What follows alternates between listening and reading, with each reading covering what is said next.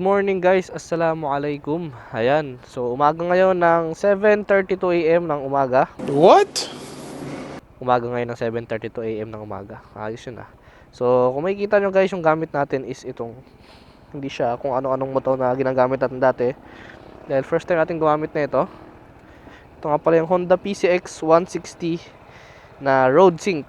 Ito yung bagong Road Sync ngayon na PCX. So bagong bago pa to guys. Kakatanggal ko lang ng ano nito, ng plastic kanina, ipapakita ko ngayon. Hop. Ang sarap mo, idol. So ito yung Aerox, ito yung click. Andun si Maximo, tapos andun si KTM. So i-break in natin tong motor na to, tapos i-review din natin. Yung review ano lang, simple lang kasi hindi naman tayo expert sa pag-review. So, ayun, medyo maalikabok siya. Wag mo nyo pansinin guys, mamaya natin papalinis yan pag uwi. So, syempre, saan pa ba tayo gagala? Pag nag-break in tayo ng motor, wala pang plaka oh. Mag-break in tayo ng motor, matik yan sa Kabyang. Dahil dun din nga natin binreak in si Blight, yung Aerox version 3. So, unang impression natin dito, pag upo ko, naninibago ko. As in, naninibago ko, parang napakababa niya. Extended na footrest nga, ito mo. Ito, relax talaga. Tapos, kung makikita yung pag sinakyan nyo, mukha siyang sobrang baba. Pero pag ano, sakto lang naman siya, sakto lang siya. Hindi siya sobrang baba, mukha lang sobrang baba dahil gawa na ito. Gawa na itong ano na to, yung unahan niya. Ito yung mga buttons niya.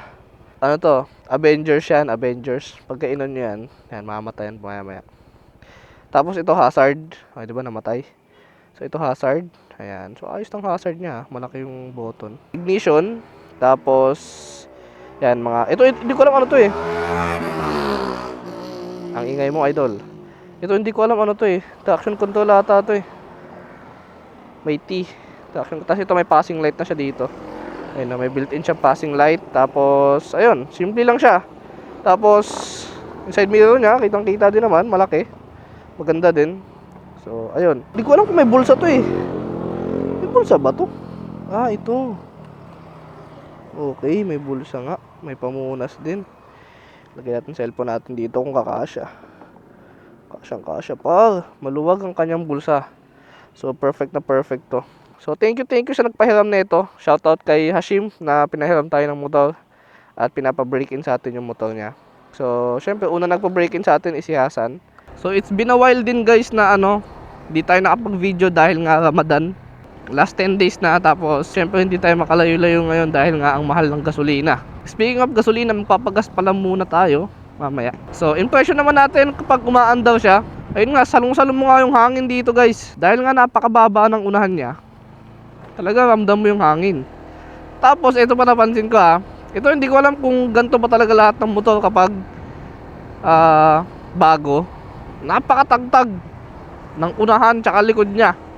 Parang yung Aerox lang, napakatagtag ng unahan tsaka likod. Pero nung tumagal-tagal naman yung Aerox ni Hasan, hindi naman siya ganun katagtag. Tsaka yung X-Max. Tapos malalaman din natin mamaya yung mga iba't iba pang nito, pakiramdam. Kasi pag nakalayo-layo tayo, doon natin may experience kung mangangali nga ba tayo pag malayo na yung binyahe natin. So ayun guys, andito pa lang tayo sa Imus. Biyahe tayo ng Kabyang, tapos ikot tayo ng Tagaytay. Pinaplano ko kanina, hindi na ako iikot pero sige, ikot na lang tayo para mas ma-experience natin. Kasi paglagpas natin ng Kabyang, galing ng Naik pa Kabyang, tapos paglagpas mo ng tunnel, mas maganda yung mga bangkingan dun eh. So tigil pala muna tayo saglit guys. May napansin lang ako ngayon. Itong hazard niya, ang ganda ng pindutan. Ayan, napakalaki niya, madali siyang pindutin. Pero itong busina niya, kung makikita nyo guys, pantay na pantay siya dito. Para sa akin dapat pinagpalit na lang nila itong pindutan na to sa ganto.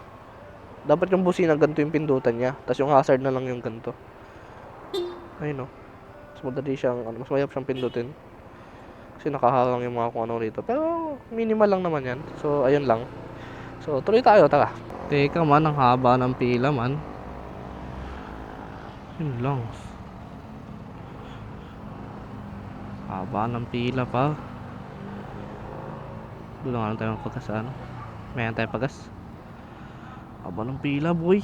So ayun, gaya nga ng sabi ko, kapag nakasapatos tayo tapos akit tayo ng Kabyang or di kaya Tagaytay, dito tayo dadaan sa Bermosa. Dahil nga nakasapatos tayo. So bawal dumaan dito guys yung mga nakatsinelas tsaka naka-shorts. para hindi sayang oras nyo. Wag na kayong magtangka na dumaan ng nakatsinelas or di kaya naka-shorts. Kagaya na ito, di ba? Pinagbihis ng panso. Pinagbihis ng pants. RC200 oh. Stock pipe. Tahimik pala yan pag stock pipe eh, no? Tsaka iba yung kulay eh, no? Gray orange. Sorry tayo dumaan sa The Island. Alas 8 na eh, pwede na. So yun guys, yung magiging break-in nga pala natin dito sa PCX na to is hindi siya light.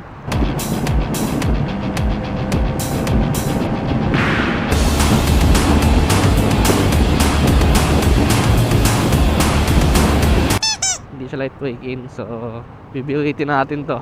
Gagaya nung ginawa natin sa sa Aerox. So SM pala na tayo guys. Bilis lang eh, no? Traffic kaya dito.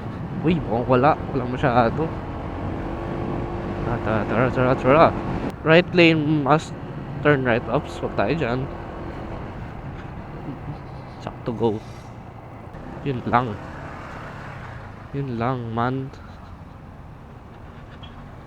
Yun lang oh. Check natin guys kung makakasingit-singit tayo ng madalian din eh. Tingin ko naman kasi napakagaan niya lang din. Hindi siya mabigat. Tsaka hindi siya mahirap iliko. Ang ano lang is yung side mirror kasi nga mataas. Stock eh. Lahat naman ng stock side mirror mataas. Kaya pala dun sila dumaan kanina. Para isang ikutan lang sila dito. Yung lalim.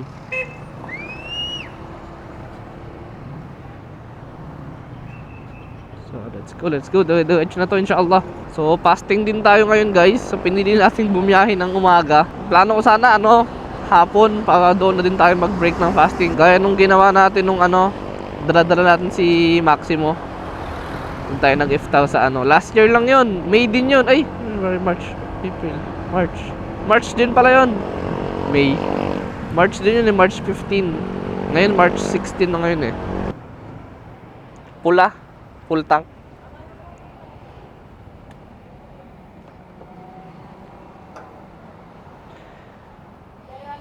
May uni oil up. Ang apps namin sir, points lang po. Sige. Wala na yung discount nyo? Wala pa pong disco. Bakit? Hindi pa po na-aprobahan. Bago lang ba to? Okay. So, 420 po, agay ang katiman. So, tagis, 5 liters. 420 po. Nag-on na ako ng Avengers, guys. Ayan, inon ko na yung Avengers. Para makatipid tayo sa gasolina. Naalala ko, mahal nga pala yung gas. Dito na tayo, guys, sa 13. So far, so good pa naman yung tinakatakbo natin. Sobrang relax natin. Pero pinaka nagustuhan ko talaga dito itong extended na footrest. Footrest ba tawag dito? Oo, footrest to kasi nakaka-rest yung foot ko eh. For chill ride. Kung gusto mong hindi ka mapapagod sa ride mo. I mean, syempre mapapagod ka pero hindi gaanong pagod. Lalo na yung paa mo. To the best. Ngayon ko lang din pala napansin guys kasi may mga nakakasabay ako naka PCX. Tataka ko bakit parang kakaiba yung parang kakaiba yung akin. Yung pala hindi nga pala naked tong na ito, handlebar. Kaya parang kakaiba. Kasi yung kulay pulang PCX doon ngayon ay maganda, maporma. Naked siya. So hindi nga pala naked yung bago na road sync. Ewan ko lang nga yung iba. Or talagang lahat ng bago na PCX ngayon is ganito na siya, hindi siya naked. Parang mas maganda yung naked, no? Mas maangas. Maganda din naman to. Parang Bergman. Parang Bergman yung ganito niya. Ooh. One way to? One way na siya ngayon. Okay. Kasi nga traffic sobra dito. Ngayon ko lang ito nakakaman Malamang hindi naman ako taga dito eh. Tsaka mas pinili ko talaga guys na Monday bumiyahe. Alam nyo kung bakit? Dalawa lang yung dahilan. Walang masyadong riders paakyat sa taas. At tsaka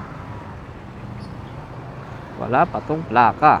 So masusubukan natin ito mamaya guys sa isang diretso. Kung gaano ba kalakas yung power na ito. Pero ngayon pa lang guys, sasabihin ko sa inyo, hindi gaano kalakas yung arangkada na ito. Pero feeling ko sa duluhan, papalag to eh. Ayun, no? Parang palakas siya ng palakas habang tumataas. Pero sa arangkada, hindi siya ganong kalakas. No, pero pagdating mo ng 90, pag 90 na yung takbo mo, maramdaman mo na yung power niya. Parang ano lang eh, mabait to hanggang hanggang 80. Pero pag nag 90, ayun na, galit na. Subukan natin dito.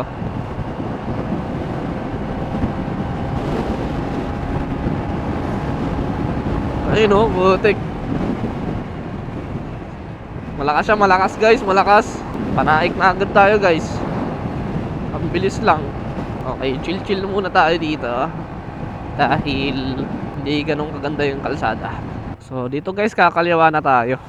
Pagdating natin dito sa may Jollibee. So nakailang sabi na ako nito no, sa mga video ko packet ng Kabyang.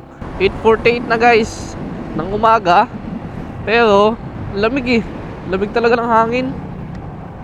Hindi mo ramdam yung init. So siya nga pala guys, itong motor na to is wala pa to sigurong pangalan. Alam ko wala pa tong pangalan eh. So baka maisipan ng may-ari nito ni Hashim, maisipan niya na mag-isip ng pangalan para dito. So tulungan natin, comment kayo dito guys ng anong magandang ipangalan dito sa motor na to. Ito ay isang PCX 160 Road Sync na white yung color niya. So, ano nga ba maganda yung pangalan dito? Kasi nung nakaraan, may napili ako sa comment section na ayun yung ipinangalan natin dun sa Aerox ni Hasan. So, nagtanong lang din ako dito sa comment section, tapos may napili tayo na ipangalan, which is yung Blight. So, ito kaya, ano kaya magandang pangalan dito? So, tingnan natin kung sinong mapipili natin sa comment section. Gilbert Valdez pumapanay-panay, dinikita naman ni Ryan Tugawin. Nasa harapan Gilbert Valdez, hinahatang ito, masasagad na kanya hanggang finish line. Ryan Tugawin nasa likuran, nakabantay na at Peralta nakabantay dito kay Ryan Tugawin. Rimat, sino kaya mananalo dito sa ating na 3-man breakaway? Dito na naman tayo sa paborito kong tulay pag umaakyat ng Kabyang. Yun o, ganda talaga dito eh no, ganda tingnan. Malinis kaya yan? Feeling ko malinis eh. Wala mga basura. Hindi ko malinis. Ganda siya. Ito na ang simula ng pag-akyat. This is it. Pansit. Alright.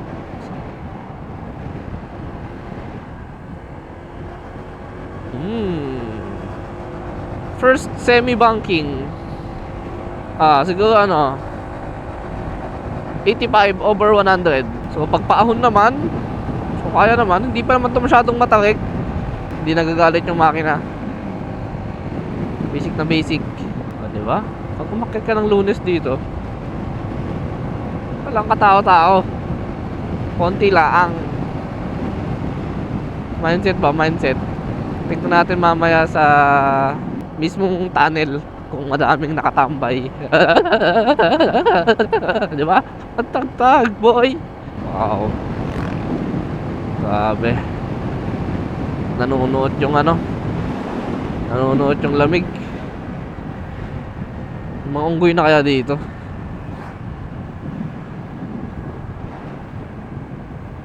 Lamig. May namimilig oh. Dahan-dahan lang tayo. Baka may makita tayo mga monkey.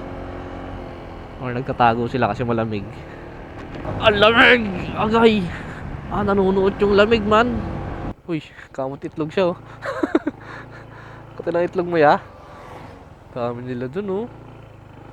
Hey monkey! Kamangabol ah. Hi! Hi! Hi! Takot siya, gagi. Hindi tawain. Wala akong puds eh. Uy, mga Anggoy, huwag kayo sa gitna. So, maganda din talaga pala to sa mga kubadahan. Ayan. Lalo kung matapang-tapang ka. Pwede.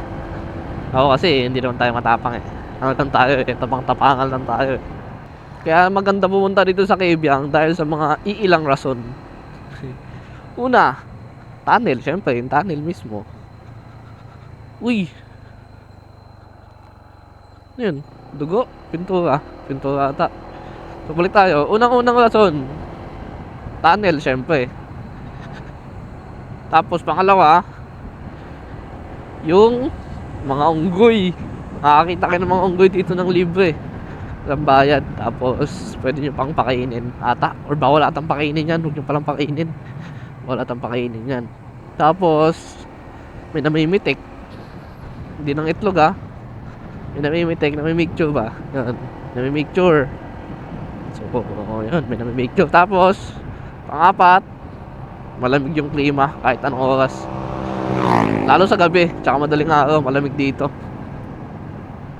Pang-lima, yan, mga twisties. Pero wag nyo gagawin racetrack to guys ha. Wag nyo gagawin tong marilaki. Wala pa naman atang namamatay dito gawa ng nag-racing dito eh. So wag na.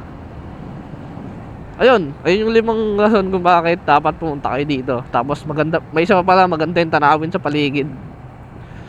So ayun, tapos may mga beach pa. O, di ba? So ito na yung Kibyang guys oh. Let's G. Tingnan natin kung madaming tao. Dadaan lang naman tayo tapos ikot na agad tayo ng Tagaytay para makauwi din tayo. So konti lang. Konti. Uy, may nagme-picture.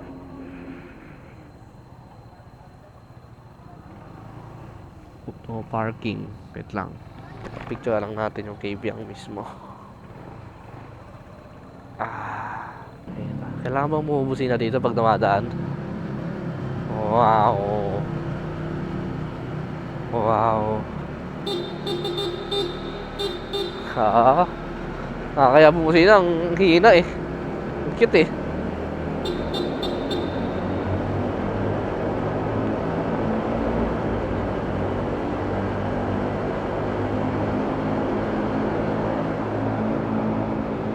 So, pagtawid mo dito, nasugbo na. Tama ba? Nasugbo na ba to? Ayun no, kita nyo ba yan? My goodness. Dagat yan no, tapos bundok yun dun kabila. Kasi alam ko yung dun banda, you know, yung may mga matataas na yun. Alam ko ano na yan eh. Bataan na yan eh. Isipin nyo yun ha, napakalayo ng Bataan pag galing kang Cavite. Tapos by land. Layo. Ilang oras yun. Ito siya sabi ko guys. Hindi, may isa pa eh. May isa pang ano eh. May isa pa. Check natin yung isa. Ayun o. Ayun o. Putik dagat o. Kasi bang maligo ng dagat. Doon may liguan din doon. 20 pesos lang yung parking. Parking lang mabayadan nyo. Ito ata yun eh. Basta dyan lang yan. Ayun o. Papang. Ito mon. 100 steps place resort.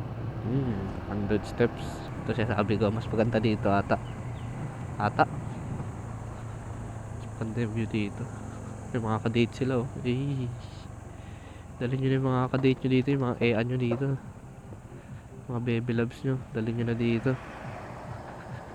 Tapos mag ano kayo. Pag muni kayo no. Sarap. Ganda. Linaw ng tubig oh. Nakaka-relax talaga yung ganito, no? Pag tinititigan mo na matagal, may naliligo pa doon, no? Snorkeling pa. Tapos may nangingisda doon. Angas. Nakakawala talaga ng pagod, no? Pag bumiyahe ka ng ganito kalayo, tapos ganito abutan mong tanawin. Ay, solid. So, tama na. Biyahe na tayo, White Sand oh. Biyahe na tayo ulit. So ayun guys, biyahe na ulit tayo pababa. Tapos pagbaba, akit ulit tayo ng Tagaytay, diba? Tapos pagkakit ng Tagaytay, baba ulit tayo papuntang Imus. Kasi pauwi na tayo. Sheesh, ganun kakaangas. White Sand oh, butik. Pakak. Brown sand pala. Pinong-pino.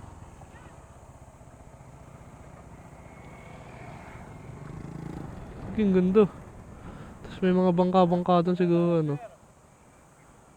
Pwede ka tumawid-tawid. Ay, hindi po. Daan lang. Di pa ako nakatay maligo dyan, guys. So, inshallah, pag nagkaroon ng pagkakataon, makaligo din dyan. Ngayon, tamang rides lang muna tayo. Inshallah, after Ramadan, hanap ulit tayo ng pwede nating pag-ridean. Yun, uwak ko. Sana nga, inshallah, pag after Ramadan, medyo bumaba na yung presyo ng gas. Kaso, medyo malabo pa yun. Batangas 1, highway boundary, province of Batangas. Ngayon pa lang pala tayo ngayon pa lang pala ito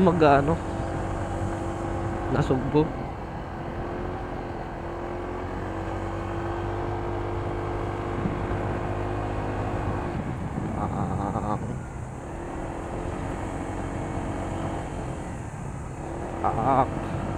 Sarap, uy.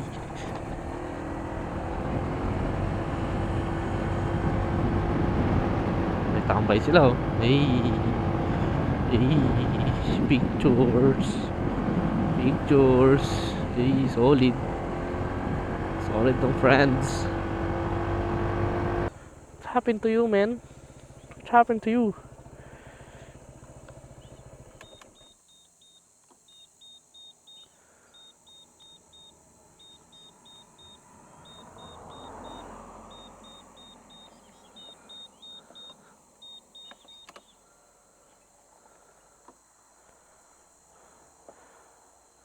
Traction control nga to. Problema mo, ilaw kang ilaw. Tado ka.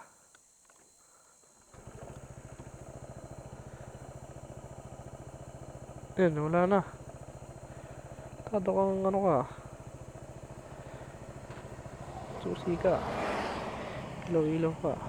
Ano yun? Ba't nagaganon yun, guys? Alam nyo ba yun? O hindi eh. So, pansin ko dito, guys, sa PCX na gamit nga natin is, di ba nga sabi ko kanina, hindi siya malakas sa simula sa arangkada. So pag wala kayong buwelo pag paahon, maramdaman nyo na parang nabibitin-bitin konti. Pero hindi naman yung talagang nabibitin ha. Para bang kung i-compare mo sa iba, pag wala siyang buwelo ha. Pero kaya naman niya. Hindi siya uusog ng hindi. Tsaka hindi siya mawala ng power. Mas mahina nga talaga siya sa arangkada. Ayun yung observation ko or madami lang akong alam. Pero pag naman sa gitna or duluhan, talagang papalag to. Matulin sa matulin. Okay guys, welcome sa bayan ng bayan ng Nasugbu.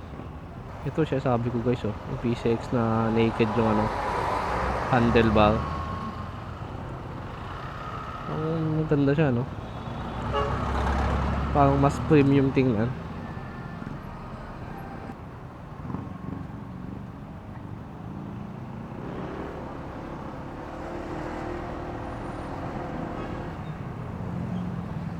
Patawid tayo ng mga tao sa mundong ibabaw.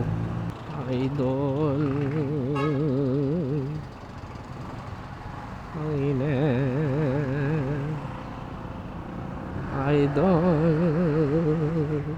medyo madilim-dilim ang ulap sana hindi umulan. Pero may dala naman tayong kapote just in case. Syempre hindi pwedeng mawala yung kapote natin, ang ating mahiwagang kapote.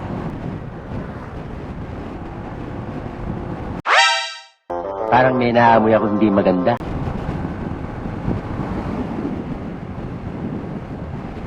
Yung mga silog. Checkpoint. Kagi man. Kinabatutay ako dun Uy. Pag may checkpoint madami yung tambay Ano kaya pag nahulog yan Tapos tumusok sa isa patay. So yun guys, nandito tayo sa Tagaytay. Pasilang na yun doon tayo dadaan sa may yung labas yung paliparan. So ayun, base sa ating obserbasyon, ang ating conclusion dito is hindi tayo binigo nitong PCX na to. Sa naging biyahe natin is nag-enjoy tayo all throughout ng biyahe natin. So, ano nga ba yung hindi ko nagustuhan dito at nagustuhan ko? So, pag-usapan natin. Yung mga main lang kasi baka masyado ng OA pagka yung kahit maliliit na bagay, pansinin ko pa. Dalawa. Isa yung shock nga nito kasi nga sobrang tagtag. Harap tsaka likod yun hindi lang likod. Harap tsaka likod. And then yung pangalawa is itong windshield. Salong-salo ko talaga lahat ng hangin. So ayun lang, ngayon lang yung pero yung sa windshield naman hindi naman masyado. Parang minimal lang naman. Pinaka-concern ko talaga is yung sa shock. Pero siguro dahil lang to sa pagiging bago niya. And yung nagustuhan ko dito, unang-una ito talagang relax na relax ako, hindi ako nangalay. Yung pet ko hindi nangalay buong biyahe, as in. Kasi compare sa iba na nakakangalay talaga. Tapos makangalay din yung kamay mo kasi lalo sa Aerox na padaos-dos ka, so pinipigilan ng kamay mo, so nakabaon siyang ganyan. Pero ito, yung kamay ko relax lang, tapos yung paa ko relax lang din, yung puwet ko hindi sumakit, tapos may sandalan pa ako dito sa may likod. Ayos na ayos guys. And then ano pa ba nagustuhan ko dito, yung power niya. Yan, yung power niya dumudulo talaga siya. Well, wala siya masyadong arangkada, pero yung dulo niya solid. Ito pa nagustuhan ko yung bulsa niya na to. Ang ganda ng pagkaka-design. Tapos malalim din yung bulsa. Kasyang-kasya yung cellphone ko. Napakaganda na itong motor na to. First time ko makapag-drive ng PCX actually. Kahit yung version 1 hindi pa ako nakadrive nun. So siguro hanggang dito na nga lang yung magiging video natin guys. Comment nyo sa baba guys kung ano nga ba. Kung gusto nyo nga ba ng PCX or hindi. Or kung ano mas prefer nyo. Yung PCX na unang-una, yung version 1, or yung itong PCX na road sync. So maraming salamat sa pagsama sa naging biyahe natin na mabilisan lang, na break-in ride na may konting review, na basic review lang kasi hindi naman tayo magaling sa mga review. So ayun, thank you sa inyo guys sa pagsama sa panonood. Kung umabot ka man sa part ng video na to, huwag mong kalimutan mag-like, mag-comment, and mag-subscribe na din sa ating YouTube channel, and pa-share na din ang ating video para mas madami pa tayong mga kasamang manood. So again, this is Mr. Yu nagsasabing keep safe, keep rolling, more adventures to come. Inshallah pagtapos ng Ramadan makapag-ride ulit tayo na malayo. Assalamualaikum. Peace. Bye-bye.